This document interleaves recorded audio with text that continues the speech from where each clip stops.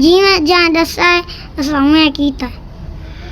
एक बंदे फ़ोन किते डेरा इसमाइल खान चों आद है कि तू जड़े ना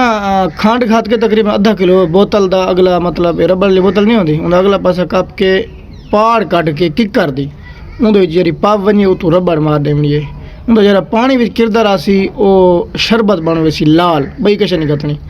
वो कट के हिक ही ढक्कन खत के तो जेड़ा थैलेसीमिया दा मरीज़ होवे या जिगर दा मरीज़ या कैंसर दा मरीज़ वो पिलाओ वो बिल्कुल ठीक थी मेरे। खैर तुसा कोशिश करो जिन्हें दे हिन बच्चे अल्लाह पाक मतलब सेहत देवे च वो बेनियाज है भी बंदा हूँ रबता की पिया हूँ आखे यार तुसें जड़े ना ये दार चीनी होंदी है तो बिया सब्ज़ लाची थी गई तो सौंफ थी गई इन्हों कावा बड़का के रख दे सो 2 किलो वाला किलो आन बच्चे जरा किलो आन बेसी वो थोड़ा थोड़ा करके उको बच्चे को पिलाई रहा सो वो भी ठीक थी वैसी असा भी कोशिश सारी की वला ही करे सो वो बेनियाज अगर मुसीबत कटे जाए देर कोई नहीं तो मैं आखे चलो दोस्तों सजना शेयर कर छोड़ूँ ये एक सस्ता तो मुफ्त इलाज है जी मकदेसिया ने मैं अगर शेयर कर छोड़िए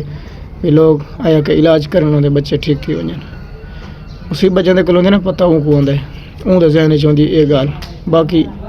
पैसा हर शय मेरे को फिलानी शय मैं इतों शुरू थी वहाँ चौकाजम तो लइए तो से हर शय मेरी हो नहीं होती रहती।